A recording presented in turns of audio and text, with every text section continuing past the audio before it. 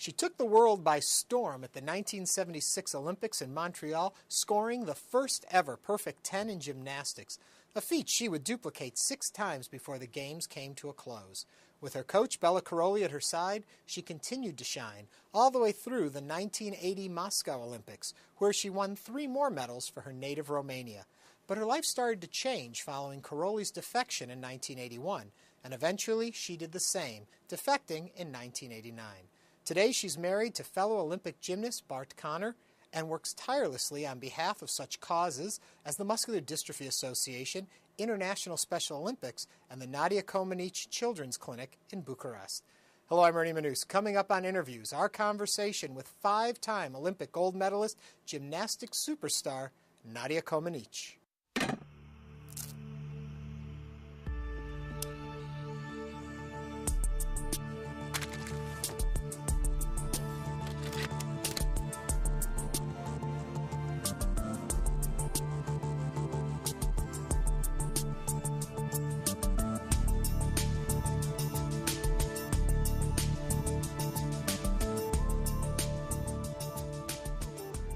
Could you ever have imagined as a child that this is how your life would be at this point?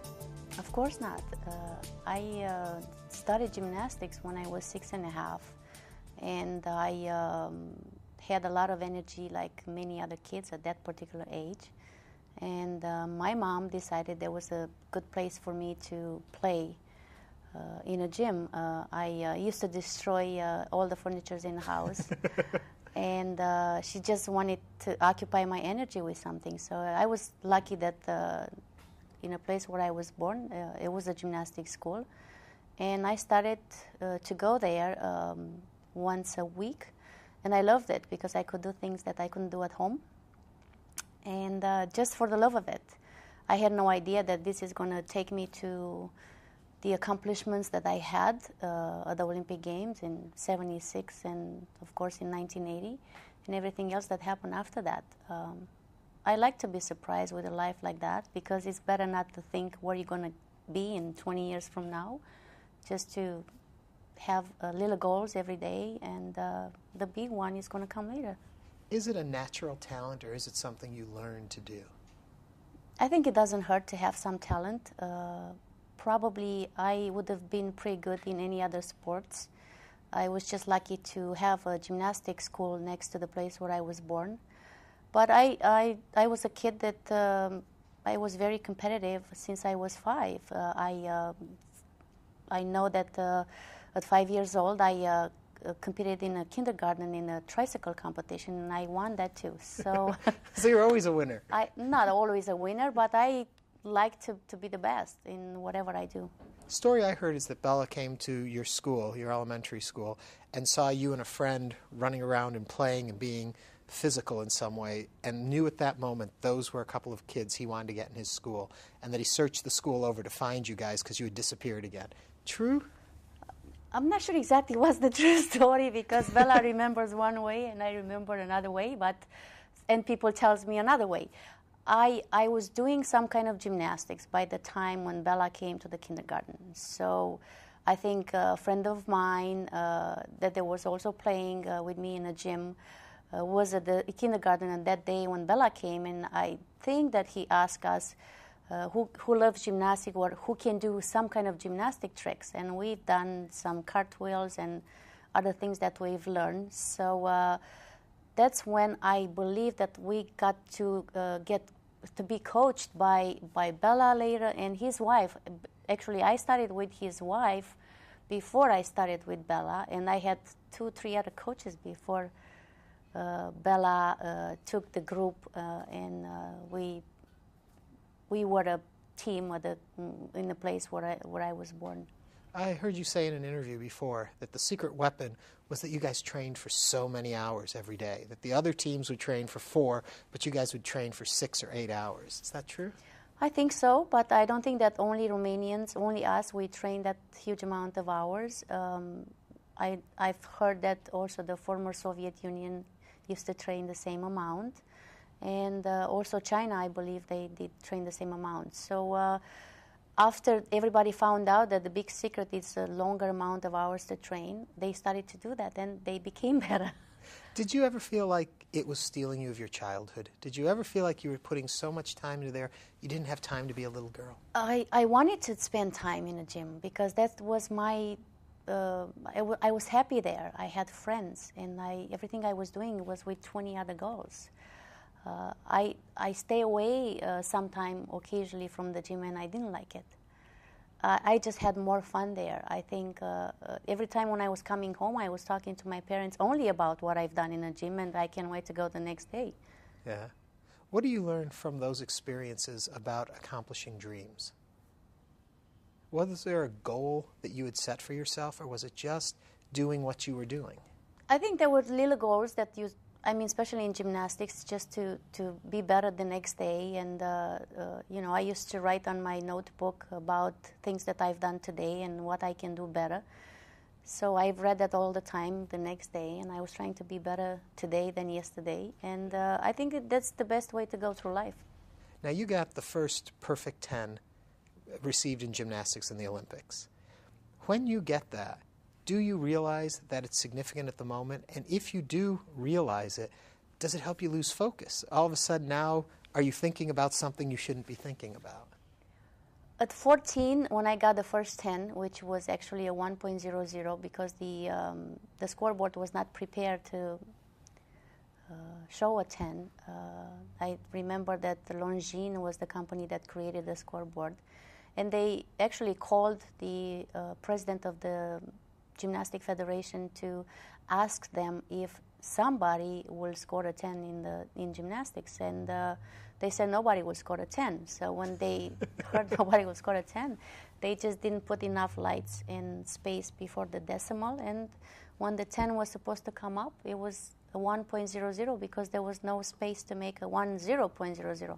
Right. And I was 14, and I didn't know what there was. At the beginning, I looked at the scoreboard, and a 1 didn't look like a very good score to me. And then I look around to some of my teammates, and one of them made me a sign that's a 10, but they cannot show it. I don't think you realize what happened at the time when you're 14. Yeah. You know, I know the 10 is the highest score that you can ever get, but I didn't know that I'm going to make history with that, and that's going to actually change my life. And I went on to compete to the next event, which was beam, and I got another 10, and then some other 10s the next days, and I ended up with 7, and I thought the judges were too nice to me. Really? Yeah. When you look back at those routines, because they exist on tape, do you think they were worthy of 10s? When I look back at those routines, I think I've done better than that. Really? Yeah. Wow. Because you do the same thing many times in a training, and somehow it feels, even if it's the same thing, it feels different every time you do it. But I think that the girl that was before me, she got a 9.95, and I was much better than her. There was no place to go. Right. So if there would have been up to 11, I would have got probably a 10 point something, but the 10 was the highest score, and they gave it to me.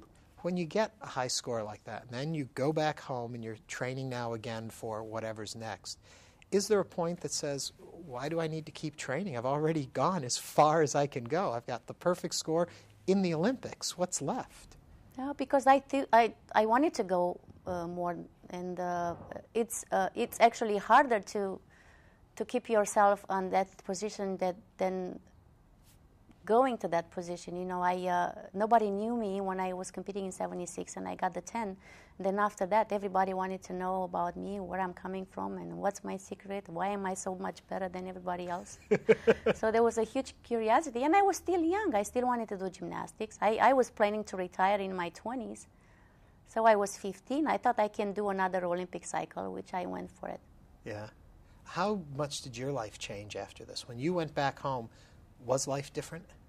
Not to me, no, because I went back and I had 3 days of celebrations with everybody else. And then we went back to the gym. Did you have any idea about the craziness in the rest of the world about you? I heard about it because I came to perform at the Madison Square Garden and a lot of other places, and it was a huge amount of people that they wanted to just touch me and touch my ponytail and everything else, and they were, you know, yelling. I haven't seen anything like that but on TV, so it was the Nadia mania, I guess. Yeah, yes it was. When you went back home then, and then life is continuing on, now that you've been out and you've seen the world around you outside of Romania, did that make life in Romania different for you? No, because I grew up in that kind of life, and I grew up with my family and with my friends. It was always nice to go and travel to see what else is everywhere else, because through gymnastics I had opportunities that I probably wouldn't have if I was just not doing any sports. And you know, you're 12, 13, 14 when you start to travel and to places that you don't think that the parents can afford to take you, and through the sport I was able to, you know, visit all the places. Yeah. And I love to travel a lot, but I always like to come back home. Yeah. Then, of course, the 80 Olympics. And then, if I've got the timing right, in 81, you're touring with Bella and his wife, and they defect while you're on tour. And then you go back home. Now how's life changed? Well, I was very sad when they left, because I was finished with my career anyway, but I was worried about what's going to happen with the other girls. Who's going to coach them, because they were in charge at that particular time. So, but there were some other coaches that started to do that, which through the years they became really famous. Yeah. Belu and Bitang, they did many they created many Olympic champions in Romania. I went on with my life because I already retired at that point. I just competed in 81 at the University Games, which was a competition in Bucharest. And then I retired, and I went to do I went to the university. I finished the university for 4 years. And I was just working as a judge and coach in the same field. As I understood it, though, in your biography, I think you made reference to the fact that life became bleaker, that they limited What's bleaker? Darker. It wasn't as joyful, that they limited your travel, and the government kind of stepped in and kept closer tabs on you. I was okay for a while, and then I was, yeah, I actually, I left Romania because I was prohibited to make any traveling anymore of any kind. And the fact that I was followed by the police every step. So that was the reason that I left. Does it disillusion you, though? Because here you had represented this country. You were the world's spokesperson in a lot of ways for your country. And now, in a sense, they're on top of you. They're watching your every move. Did that make you feel unloved by your own country, untrusted? No, I don't think so, no. I think that there was probably a part of the system. And not only me, but a lot of other people that were famous probably went through the same thing. Yeah. But you just deal with that. You try to make it better for you, or you just take it the way it is. You decided to leave them? Yeah, I left. How was that experience? It was difficult. It was difficult because I had to leave my family behind, which was the most important thing in my life. And I knew that at that point when I left that I will never see them again, because Romania was still a communist country. But fortunately, there was a revolution happened there, and I was in the States when I found out about that. And I got in touch with my family not very soon, but soon enough to find out that everybody was fine. Were you surprised when you came to this country, or actually to Canada, when you left your home, to see your fame was still here, that Yes. people knew who you were and that you were somebody? I was very surprised, because we tend to forget what happened last year, and the fact that people remember my successes, not only my successes that happened 30-something years ago, but they remember exactly where they were and with who they were when I scored the 10, which is hard to believe. Yeah. I think in today's world you have to create something that's huge for the people to remember particular moments in history or in life that happened. So I was happy that I was one of them. Yeah. Was it hard to be thrust into the public eye, though? I was not used to that kind of attention. Oh, yeah. It was new to me, and I had to learn. I had good people around, like my husband and his manager, Paul Zert, that helped me learn everything. Plus, you have to put on the top the language. It's Yeah. not the same. I mean, I've learned English and French in school, but not enough to survive. Yeah. And then not only did you come here and have your own successes and all of that, you want to give back. And you've worked very hard at making sure that you are in touch with a lot of different organizations, from the Children's Center that you're building and the Special Olympics and all of that. What drives you to do all of that? I've learned when I came to the States that one important thing is to be a volunteer, which I was not familiar with that, even though I was helping people personally before. I learned many things, and I found out about the Special Olympics. I found out about the Muscular Dystrophy Association, those two things that I've been involved for many years. And of course, the most important thing is to be able to go back and help my Romanian family, not personal family, but the kids. And I'm building a hospital for underserved kids in Romania, which is called the Nadia Comaneci Clinic. And I really like to do that because I can, and I think as I was helped when I was a child to do something in my life, I think that we don't have to do it, we have the obligation to do that, athletes. So it's something that I've learned and I love it, and I like to travel around, doing a lot of charity work, but also doing some other work that I'm actually doing today. What have you learned about discipline from being an athlete? What has that taught you in different parts of your life? Discipline I've learned from my family, first of all, because my family was very dedicated to their work, and I've learned from my father that the only way you achieve in life is if you put some extra amount of hours of work, which I've done. Oh, yeah. I've always done more than people ask me to do. And in everything that I do today that doesn't have to do anything related to sports, I go to the basics that I've learned when I was an athlete. You organize your time, you dedicate your time, you find motivation, and all the other things. And I apply them today, and that's why I think that I'm able to be in 3 places in 6 days. Do you get tired? And if you do, what is a lazy day for you? Lazy day? I try to, in whatever I do and the travelings that I do, I try to come back to my base to recharge the batteries, which is home, which is Oklahoma. And of course now it's a little harder to travel for me because I have a 2-year-old, and he figures out when he sees suitcases. He knows what's He going knows on. that somebody is going, and he knows that I'm going in a plane, and I'm going to bring him a present. So, So that's it's a why good he let sign. me go. But are there days when you sit around the house, watch TV, just have a lazy day? Or are you so organized and structured that you make sure you make every moment count? Yeah, I'm pretty more.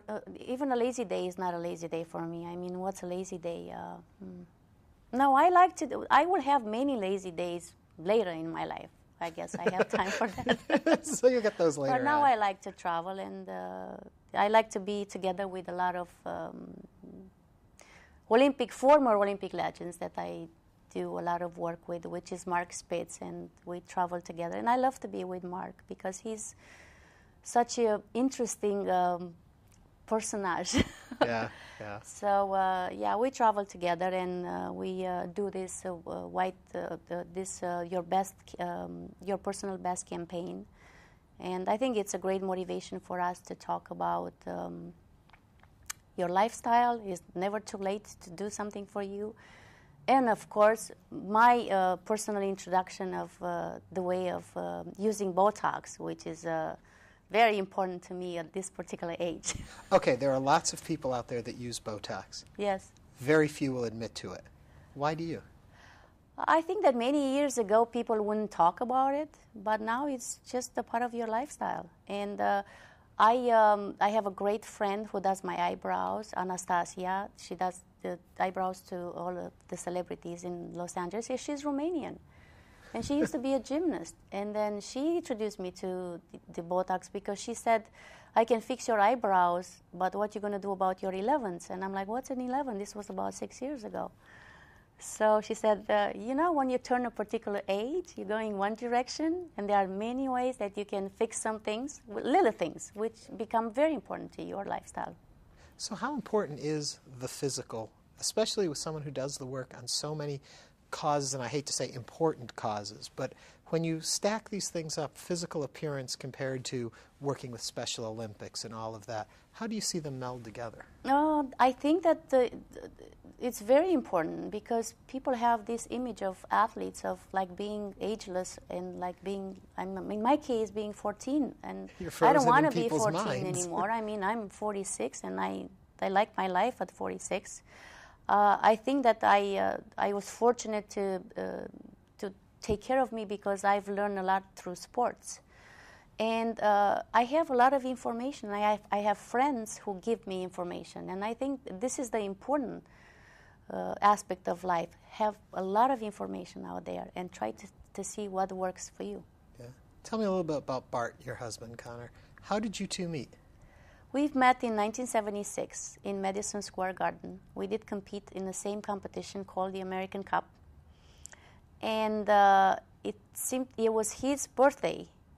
It was March 28th, and we both won the competition. And with the trophies in our hands, somebody from the newspaper told Bart, why don't you lean over and give her a kiss on the cheek? And there was a nice photo that came on New York Times in sport page, and there was a great moment for Bart, he says. It was a great moment for me too, but I didn't remember many years later that we've met in Madison Square Garden. And when I came to U.S., I did a television show, and the host asked us when we first met, and in the same time, he said 76 and I said 81. So he looked at me and he said, don't you remember the American Cup, Madison Square Garden, kiss on the cheek? And I looked at him and I said, I don't remember. Then I was like, maybe I remember. It was a little blonde guy. And that was the little blonde guy. But the entire team was a bunch of little blonde guys. Oh. So you didn't know which one, huh? No. So how did the two of you know then that there was a connection? Oh, we didn't know at that time. I was 14 and I was not interested in boys. We were still seeing each other in exhibitions that I've done through the years. I came here in 81 when we did Nadia tour. We did 11 cities. So Bart was a part of the tour. So I think we knew each other. We were friends, but gymnastic friends. And then when I left Romania and I live in Canada, because I lived in Montreal for a year and a half, we got connected because we did a television show, The Mystery and Magic of Nadia. I started to do some gymnastic exhibition for a couple of years after that. So we started to become better friends, and so it took us about 4 or 5 years to, there was a little, and then we started to date. So then we got married. So and now you have a baby. That's it. We have a baby. What's it like having your own theme? There's Nadia's theme. I know, that's very interesting. I met the guy who wrote that, Barry Dvorzan. He wrote that long time ago, long time before the Olympics in '76. The piece was called Bless the Beast and the Children. And after the Olympics, there was a television crew that came to Romania, and they wanted to do like a profile on me. And they did some nice photo shots in black and white, and an hour of TV. And they put it together, and they were looking for some kind of music to cover up these slow motion tricks that I was doing. And they picked this thing, which was the name Bless the Kids and the Beast and the Children. And after that piece, when it was on TV, the piece became, they sold like gold and platinum, and I ended up in Romania with the gold CD with Nadia's theme on it. And I was like, I know that people get this in their singing career, and I didn't know what it was. Gymnastics. So I kept it there. I had no idea. And when I came to the States, I found out because I started to watch a soap opera show, which is called Young and the Restless, yeah. because it had the Nadia theme. And then I became very good friend with the guy who plays Victor Newman. And he came to Romania last month. So it's complicated and nice complicating. When you look back on this life, even to this point, and you've got so many more years ahead of you, but do you think, wow, what a wild adventure this has been? Or do you think, oh my, how did I live all of this? No, it's been an adventure and it's not over yet. What are the goals you still have for yourself? I have little goals. The most important thing right now is my family and my little baby, and to try to get as much as I can back to Romania because I have family there. And also do the work that I do, traveling and do all the promotions and campaign because I like it. Yeah. I don't want to sit yet. Yet? But there'll be a time down the road when it you'll will get to finally... But it's going to come for everybody. That time comes. Ever have the urge to get up on the balance beams or any of that anymore? Whatever is very close to the floor, to the ground, I get. You can still do because that. It's safer. Nadia, thank you so much for sitting down and talking with You're us. welcome. Truly a pleasure. Thank you. Nadia Comaneci.